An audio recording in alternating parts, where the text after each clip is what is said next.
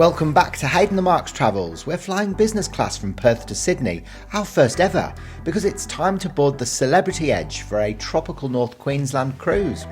Some say these waters are touched by ancient Lemuria, but really, it's the champagne, plush seats and in-flight LED mask antics that stole the show. Then the Shangri-La in Darling Harbour. Strawberries, wine and views that had us staring at the Opera House and Bridge like total tourists. Let's go! Good morning! Morning! And welcome to Sydney, Darling Harbour. Isn't it lovely? Yeah, I can't believe that we're actually here. I know, right? So we giving you a little update of our journey. We travelled yesterday from Perth to Sydney Airport with Virgin Australia, and we treated ourselves to business class seats, which was an absolute first for us, wasn't it? Usually we won't justify the extra expense because we would rather take extra holidays, but this time we were just like, oh, let's just do it anyway. So we did, and actually we were extremely happy that we had, because it was a really, really good flight, wasn't it? Yeah, it was amazing. I've never been on a flight like that before. The food was lovely, the service was amazing, and they kept topping up my drink as well, which was unheard of, like on recent flights. So it was amazing. Funny, and I even got my LED coloured light therapy face mask out as well, and just sat there and reclined my chair and relaxed with that on. It was like, heaven. It was beautiful. Yeah, so we drove to the airport. We parked in the long-term car park that we'd pre-booked, which was all nice and easy, wasn't it? We got the shuttle to the terminal, and then once we'd checked in, we went to the Virgin business class lounge, which was really nice, wasn't it? Yeah, we stuffed our face in there as well. Some drink. Well, why not? At the end of the day, it's part and parcel of your ticket. So we had wraps, didn't we? We did have wraps. Yeah, we had wraps and we had wine, and it was all very nice. And then when we boarded, it was just really good service, and we were comparing the drink service to our most recent flight last year to Europe with Qatar, weren't we? And how they give you a thimble of wine if you ask for a glass of wine, and they give you that look on their face of how dare you ask for this, and then God forbid if you ask for a second one. But the crew were really lovely with us, weren't they? Yeah. Because, you just talk nicely to them, and that's it. You've got them wrapped around your little finger then. And she kept, coming by with the bottle of SB and going, "Should we have a top up?" And we were like, "Okay." And literally, it was like double measures, wasn't it? Yeah. Well, it wasn't even in a wine glass. It was in like a tumbler. So very happy with the wine, as you can probably tell. But then we arrived at Sydney, everything was on time, and we jumped straight in a maxi cab because we had so much luggage that we couldn't fit in a regular one. Whoops. And whoops. And then made our way to the hotel, and we chose to stay at the Shangri-La Sydney for its location, because as you can probably or have seen out the window, right behind us we have the Sydney Harbour Bridge. It's fabulous. This hotel is fabulous. Stunning. It's the best view, isn't it? Oh yeah. We woke up this morning and Mark was like, "Come on, look outside," and I just couldn't believe it. My jaw dropped to the floor. We've got the Sydney Harbour Bridge, we've got the Opera House, and then we've got the Celebrity Edge cruise as well, which it's all just there. It's like it's designed for people to get on board and head off up to Queensland, isn't it? A little bit of strategy from myself, of course. It doesn't just happen that way, it has to be planned. So yes, I did make sure that we booked what's called an executive Darling Harbour view room to make sure that we had both landmarks in the shot.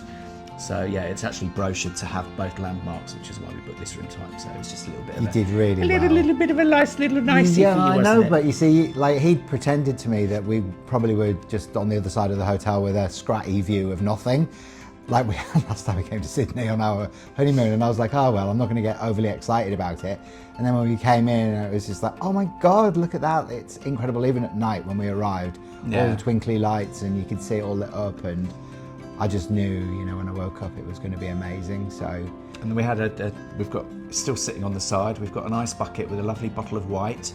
They provided us with sparkling, but we just called down and said, look, we don't really drink sparkling. Hayden does, but I don't. So they came and switched it for us, and there's strawberries, and we had little chocolates, and they did a lovely turn down service on the bed, didn't they? The room was just spectacular when we arrived. And then we walked in and we saw the curtains were open and the view, the bridge was lit up, the Opera House was not quite lit up, but you could still see it, and it was just really lovely.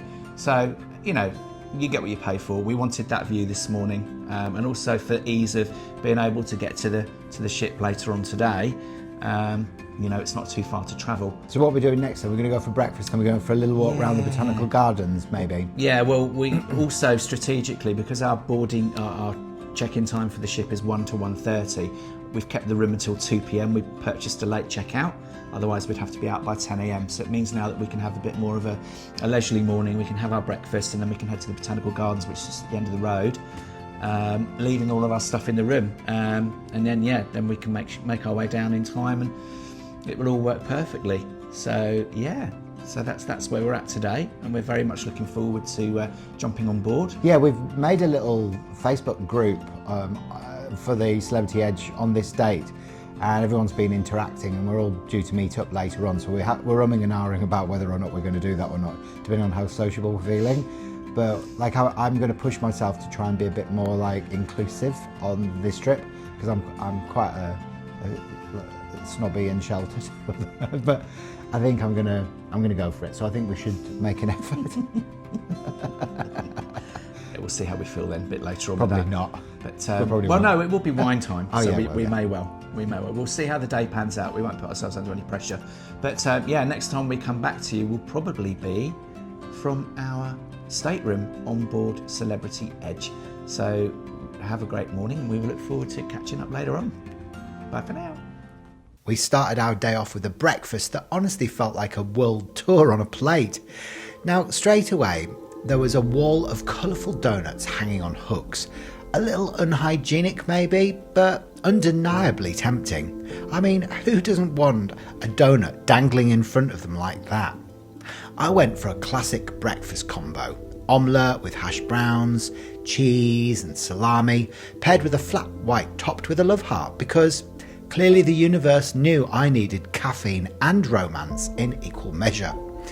Mark went for the more refined route, of course. Poached eggs, bacon, hash browns and mushrooms, the kind of breakfast that makes a grown man smile and nod thoughtfully. If you're feeling fancy, the spread has it all. Mini pastizzi like in Malta, cured meats and cheeses from all over the world, pancakes, smashed avocado, muffins, pastries. Basically, enough options to feed a small country. Needless to say, we were well fueled for the adventures ahead.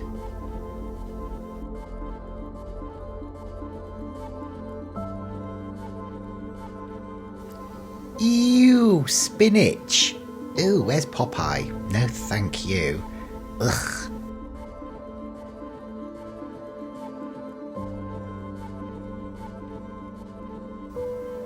I mean, once you start piling up your plate with so much delicious fromage and cured meats, it's really hard to stop. So, we remembered that cruise calories don't count, and since we weren't even on a cruise yet, we decided just to keep eating as much as we could until we popped. Oh my god, just look at those cheeky little tiny muffins. Just one wouldn't harm, and a pain au chocolat, and maybe just a little croissant. It wouldn't really harm, would it? No. Oh, and maybe some toast. Toast. Oh, I know. I could stuff one in really quickly before I get back to see Mark at the table. He won't notice. To work off some of that indulgence, we decided to take a walk down to the harbour and get up close to our ship, the Celebrity Edge. There's nothing like the first glimpse of your floating home for the next 12 days. She's a beauty. We wandered through Darling Harbour, soaking in the energy of the city, the ferries, the cafes, the people enjoying the sunshine, and made our way towards the Sydney Opera House. Of course, we couldn't resist climbing the steps for the panoramic views of the harbour. Absolutely stunning. Even more so in the morning light.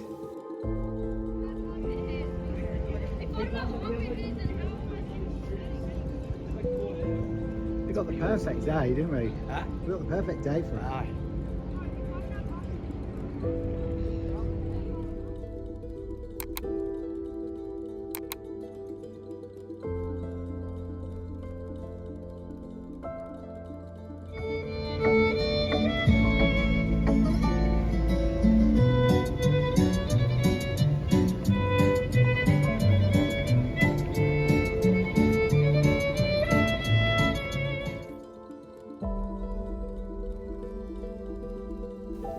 Next, we ventured into the botanical gardens for a short while. It was hot, so we didn't explore as much as we'd hoped, but the shade and the greenery and serenity were the perfect counterpoint to the bustling harbour and city sights.